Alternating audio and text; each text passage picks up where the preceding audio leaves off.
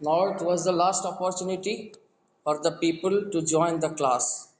Now the time is हम लोग बहुत अधिक समय आज और मैं बार बार बोलता रहा कि देखो कक्षा समय पर आओ।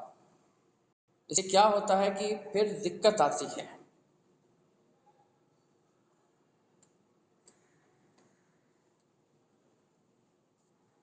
तो भैया बहन अब हम लोग एक बार फिर से क्लास में हैं और बोर्ड पर मैंने कुछ बातें लिखी हैं, महत्वपूर्ण बातें, उसको आप ठीक से देखेंगे। हम समझते हैं कि वो अब क्लियर आ रहा है और आपको कोई दिक्कत अब नहीं आएगी। मैंने पहले ही आपको कहा, I told you prior to coming on to the chapter कि 3 चैप्टर देख पढ़ने के बाद सत्ता की साझेदारी, संघवाद और राजनीतिक दल। राजनीतिक दल जिस समय मैंने शुरू किया था, मैंने कहा था कि देखो पिछले साल की तरह 4 ही चैप्टर हो सकता है रहे, इसलिए हम लोग राजनीतिक दल पर स्किप कर गए थे और राजनीतिक दल पढ़ने के बाद ही अपन आज जेंडर, रिलीजन एंड कास्ट, जाति, धर्म एवं लैंगिक असमानता, इसको हम लोग आज देखेंगे। भैया बहन, जाति, धर्म और लैंगिक असमानता में सबसे महत्वपूर्ण चीज क्या है? आखिर इन तीनों को सिविक्स के मेन स्ट्रीम ऑफ सिलेबस में क्यों पढ़ने के लिए दिया गया है? कारण इसके क्या है? कारण इसके भैया बहन मात्र है कि जाति का भी समाज पर बहुत ज्यादा इम्पैक्ट होता है। कोई भी देश हो, चाहे वो यूरोपियन कॉन्टिनेंट के देश हो, चाहे अफ्रीकन कॉन्टिनेंट के देश हो, या किसी भी कंट्री के देश हो, सब जगह नस्ल एवं जाति। हम लोगों ने नेल्सन मंडेला को देखा, हम लोगों ने मार्टिन लूथर किंग को देखा। ठीक है, अमेरिका में इतनी जातियां उपजातियां नहीं है जैसे कि भारत में है, लेकिन जाति का मतलब क्या है? ये एक सिंबॉलिक टर्म है जो समाज को अलग अलग भागों में बांटता है। अगर गोरों और कालों का ही बात था उस समय, तो इसने भी रेसेस यानी रेशियल डिस्क्रिमिनेशन जिसको बोलते हैं, रेशियल डिस्क्रिमिनेशन ने क्या किया? रेशियल डिस्क्रिमिनेशन ने नस्लभेद, नस्लवाद, इसने क्या किया?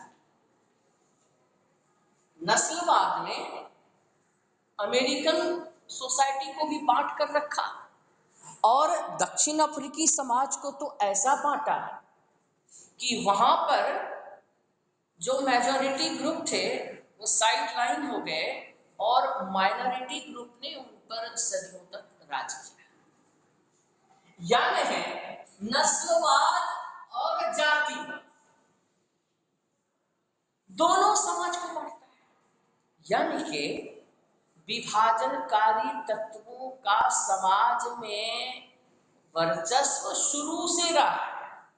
ऐसा नहीं है कि ये 21st सेंचुरी का समाज में 21st सेंचुरी के देश में ही ये सारे प्रॉब्लम उभर करके आए हैं। विभाजनकारी नीतियां, विभाजनकारी लोग, विभाजनकारी सिद्धांत, विभाजनकारी साहित्य, विभाजनकारी चिंतन, ये तब से ही समाज में है जब से समाज का निर्माण, जब से राष्ट्र का निर्माण। तो भैया बहन, यहां जातिवाद पढ़ाने का मतलब यह है कि अगर हम लोकतंत्र को स्वस्थ तरीके से ऑपरेट करना चाहते हैं तो हमें इस बड़ी बीमारी को, जो सबसे बड़ी बीमारी है, इसलिए इस बीमारी को देखना और इस बीमारी का इलाज करना आप सोच सकते हैं ना कि पढ़ा रहा है लोकतंत्र, उसमें पढ़ा जातिवाद, पढ़ा रहा लोकतंत्र, उसमें पढ़ा रहा धर्म, पढ़ रहे हैं लोकतंत्र, पढ़ रहे हैं लैंगिक असमानता। आखिर क्यों? भैया बहन, इस चैप्टर का परिचय ही इसी में है कि ये तीनों के तीनों, gender inequality, religious discrimination and caste hierarchy, ये तीन के तीनों ग्रेटेस्ट इविल है 21st सेंचुरी के लोकतंत्र के। यानी लोकतंत्र के दुश्मनों की कहानी हम लोग अभी इस क्लास में पढ़ रहे हैं। These are the three greatest evil which have been affecting the Indian society as well as the democracy since long, and that is why now when we want a prosperous democracy, when we want a developed country, when we want a discrimination-free society, when we want to establish a purified human society, then automatically we have to cut out these three evils. इस तीनों बीमारियों को, इस तीनों रुकावटों को लोकतंत्र के विकास के रास्ते से हटाना। भैया है, इसी कड़ी में आपको यह चौथा महत्वपूर्ण चैप्टर पढ़ाया जा रहा है। अब सवाल यह उठता है भैया बहन कि क्या ये तीनों समाज को जो बांटते हैं, तो ये बांटने में क्या तीनों का अलग अलग रोल है या तीनों का सम्मिलित रोल है? किस तरह का रोल है तीनों का? ये बात उठ करके सामने आती है भैया। तो इसके लिए हमको क्या करना होगा? इसके लिए हमको सबसे पहले, है ना, इसके लिए सबसे पहले हमको यह देखना होगा कि सबसे पहले हमको इसके लिए यह देखना होगा कि हम इस तीनों के तिकड़ी को, ये तीनों अलग अलग कार्यशील है समाज में, तीनों समाज में अलग अलग तरीके से कार्यशील है, लेकिन तीनों जब मिल जाते हैं, तीनों की गतिविधियां समाज में अनवरत चालू है। अब सवाल यह उठता है कि जातिवाद समाज को अलग तरीके से प्रभावित कर रहा है, धर्मांधता अलग तरीके से प्रभावित कर रहा है, लैंगिक असमानता तो हर परिवार में व्याप्त है। तो आखिर में तीनों की कारगुजारियां एक ही समय में पूरे समाज को अफेक्ट करने का काम कर रही है। अब भैया बहन, अब आप समझिए और फैसला कीजिए कि जब एक का ही इम्पैक्ट इतना जबरदस्त है, जब एक का ही इफेक्ट इतना जबरदस्त है, तो फिर तीनों के तीनों अगर एक साथ एक्टिवेटेड रहेंगे तो उन तीनों का इम्पैक्ट कितना पॉइजनस होगा, उन तीनों का प्रभाव कितना विनाशकारी होगा। भैया बहन, इस बात को समझने से पहले हम एक एक करके तीनों के कैरेक्टर और तीनों के इफेक्ट को समझेंगे। और इसके लिए भैया बहन हम सबसे पहले जेंडर इनइक्वालिटी को लेते हैं। यहां लिखा हुआ जेंडर, इसके साथ जोड़ दीजिए जेंडर इनइक्वालिटी। इसका असल में नाम क्या हुआ? इसका नाम हुआ जेंडर इनइक्वालिटी, जिसको हम लोग बोलते हैं लैंगिक असमानता। भैया बहन, इसको हम लोग बोलेंगे लैंगिक असमानता। लैंगिक असमानता एक साथ पूरे समाज को इफेक्ट करने से पहले सबसे पहले परिवार को इफेक्ट करने का काम करता है। It affects the gender inequality very firstly affect the family. इसका इम्पैक्ट फैमिली के साथ है। सबसे पहले ये फैमिली को प्रभावित करता है। ठीक है, तो अब हम ये देखेंगे कि लैंगिक असमानता के अंतर्गत कितनी कितनी चीजें आई। सबसे पहला इसमें आया पारंपरिक मान्यताओं के आधार पर सामाजिक विभाजन, जिसको हम लोग इंग्लिश में बोलते हैं हायरार्कियल डिवीजन। ये हायरार्कियल डिवीजन क्या है? हायरार्कियल डिवीजन का मतलब है कि एक पारंपरिक ताना बाना जो समाज में है, फला काम सिर्फ मेल मेंबर करेंगे, फला काम सिर्फ फीमेल मेंबर करेंगे, ये जो तौर तरीका है, फला काम सिर्फ मेल करेंगे और फला काम सिर्फ फीमेल करेंगे, ये तौर तरीका गलत है। जैसे हम लोग देखते हैं हिंदुस्तानी रीति रिवाज में, प्लीज सर जरा सा आप 5 मिनट के बाद अपना काम करें। तो भैया बहन यहां पर हम ये देख रहे हैं, अगर ले लीजिए कि हिंदू कस्टम्स को आप ले लीजिए, after the death of the father और mother only the son has the right to lead the fire in his mouth. क्या ये जायज है? क्या इसको हम लोग जायज नहीं बोल सकते? क्या सारे रिचुअल्स में पुरुषों की ही भागीदारी हो, महिलाओं की कोई भागीदारी नहीं हो? और अगर महिलाओं की भागीदारी कोई करे तो उसको प्रताड़ित किया जाए? ये चीज जो भैया बहन है, दिस इज टोटली रॉन्ग, ये बिल्कुल गलत है। तो भैया बहन ये हायरार्कियल पैटर्न की जो बात है ये गलत है। इसी बात को हम लोग स्टीरियोटाइप्स में भी बोलते हैं, रिवाजों को बार बार दोहराना, स्टीरियोटाइपिंग। आपको लिखने आएगा परीक्षा में स्टीरियोटाइपिंग क्या है। और स्टीरियोटाइपिंग क्या है भैया बहन? स्टीरियोटाइपिंग का मतलब है, जैसा अभी हमने हायरार्कियल पैटर्न का ये दूसरा स्टेज हुआ कि एक ताना बना बना, जैसे आपको मैं अभी बता रहा हूं, आप देखिए इसका इम्पैक्ट। हम जितने लोग अभी हैं, हम अपने फोर फादर्स एंसेस्टर्स का नाम जानना शुरू करें। हम अपने फादर के फादर का यानी ग्रैंड फादर का नाम जानते हैं, ग्रैंड फादर के फादर का नाम भी जान सकते हैं, उनके फादर का भी नाम जान सकते हैं, यानी 5-6 पुस्तक के लोगों का नाम तो हम बता सकते हैं। उसमें भी सिर्फ मेल मेंबर का बता सकते हैं।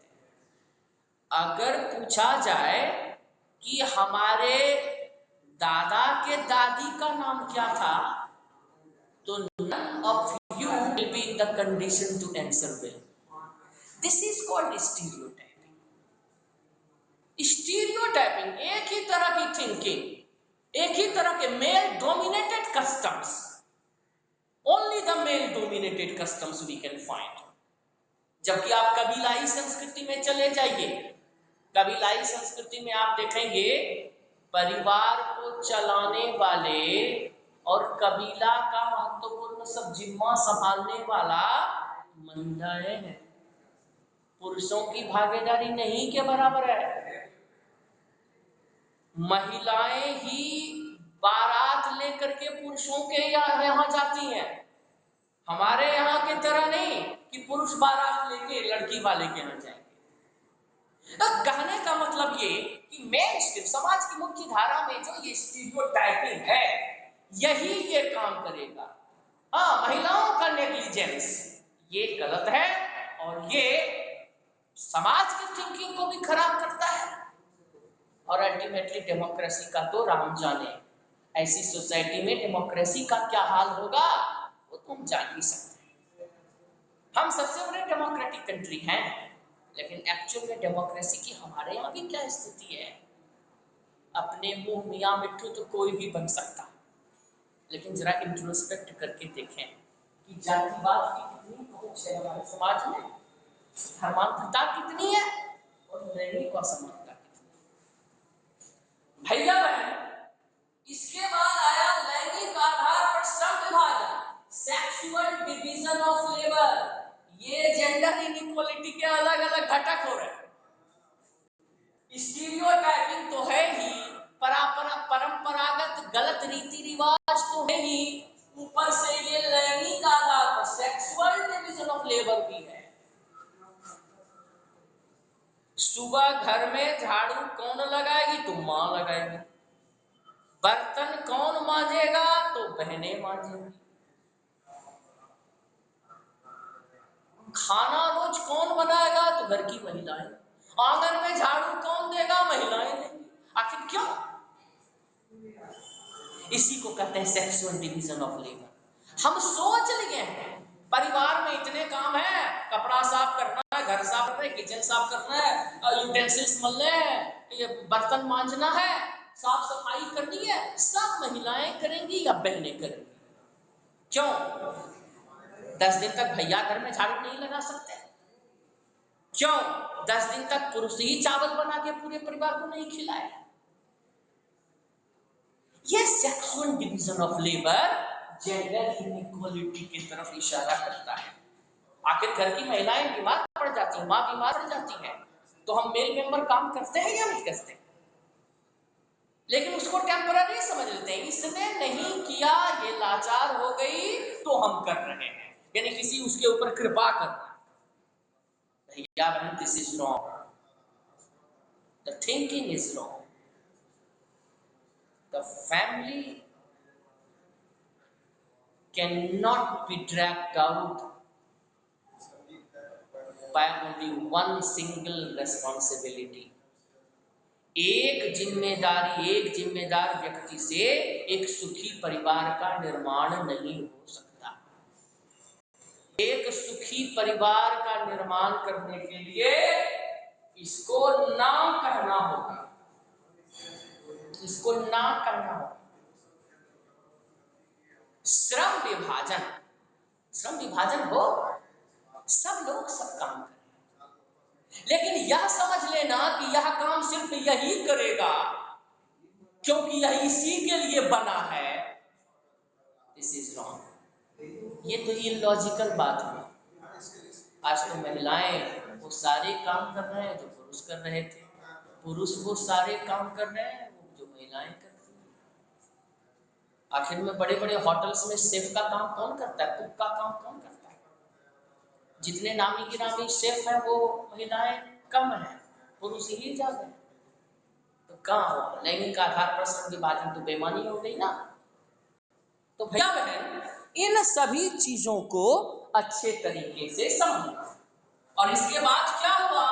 फेमिनिस्ट मूवमेंट, नारीवादी आंदोलन।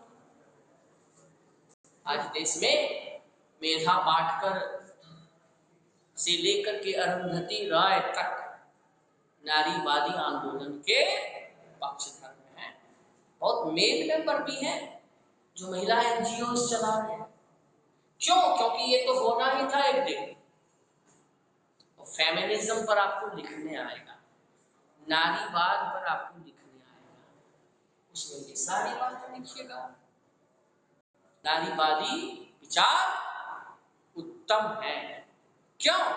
क्योंकि नारीवाद सिद्धांत में विश्वास करने वाले बराबरी का हक के पक्षधर होते हैं। पुरुष एवं महिलाएं दोनों को समान अवसर मिले, दोनों को विकास का समान मौका मिले, दोनों को समान काम के बदले समान मजदूरी दिया जाए। हम लोग 8th क्लास में पढ़े थे, equal ways for equal work. नारीवादी आंदोलन में जितने प्रकार के नारी प्रताड़नाएं हैं, डॉरी सिस्टम है, और महिलाओं के प्रति तरह तरह के अत्याचार, उन अत्याचारों की सूची गिनाई नहीं जा सकती। हमने अपने आप को, डेमोक्रेसी को बर्बाद करके रख दिया। वो सारे कुत्सित विचार और कुत्सित कर्म जो नारी विरोध है, नार्यस्तु यत्र पूज्यन्ते रमन्ते तत्र देवता, जहाँ नारियों की पूजा होती है वहाँ देवताओं का वास होता है। तो भैया बहन, नारीवादी आंदोलन को मजबूत करना होगा। और सबसे लास्ट में आया पैट्रियार्कल सोसाइटी, पितृसत्तात्मक समाज। दो तरह की सोसाइटी होते हैं भैया बहन, एक पितृसत्तात्मक, जून का टाइम समाप्त हुआ, किसी भी समय क्लास समाप्त हो जाएगा, लेकिन कोई बात नहीं, समाप्त हो जाएगा तो आप क्लास को समाप्त समझेंगे, लेकिन ये अंतिम पॉइंट को समझ लें कि हमारे देश में पितृसत्तात्मकता है, पैट्रियार्कियलिज्म है। समाज में दो तरह के परिवार होते हैं, पैट्रियार्कल, मैट्रियार्कल। मैंने कबीलाई संस्कृति बताया, आप ज्यादातर जंगलों में जाएंगे, शेड्यूल्ड ट्राइब हमारे जो आदिवासी भैया बहन हैं, उनके परिवार में मातृसत्तात्मकता है। महिलाएं परिवार की मुखिया होती हैं, महिलाएं कबीले की प्रमुख होती हैं, पुरुष उनके इर्द गिर्द घूमते हैं, महिलाएं ही मालकिन होती हैं पूरे कबीले की, और वो ज्यादा डिसिप्लिन है हमसे। हमारे यहाँ पितृसत्तात्मकता, महिलाओं को घूंघट में रखना है, उनको बाहर नहीं निकलने देना है, जिम्मेदारियों का निर्वहन पुरुष करेंगे, पुरुष मनमानापन करेंगे। और ये पितृसत्तात्मकता हमारे लिए कितना फायदेमंद है, इसके गवाह आप भी हैं और हम भी। ये पितृसत्तात्मकता को भी ना रिजेक्ट नहीं करना, जहां पिता की प्रमुख की भूमिका निभा रहे निभाएं, लेकिन माता जी का भी वहां स्थान। पितृसत्ता, extra patriarchism, ultra patriarchism must be rejected. महिलाओं को परिवार में भी, और इसकी शुरुआत, सब चीज की शुरुआत परिवार से होती है, पैट्रियार्कलिज्म का रिजेक्शन भी परिवार में शुरू होगा, और तब मातृसत्तात्मकता स्थापित होगी। भैया बहन, आज के लिए इतना ही, बाकी बातें हम लोग कल के क्लास में करेंगे। सबको जहां आने के लिए भैया बहन, आपकी भागीदारी के लिए बहुत बहुत धन्यवाद। आप लोग क्लास करने आए, इसके लिए सबों को बहुत बहुत धन्यवाद।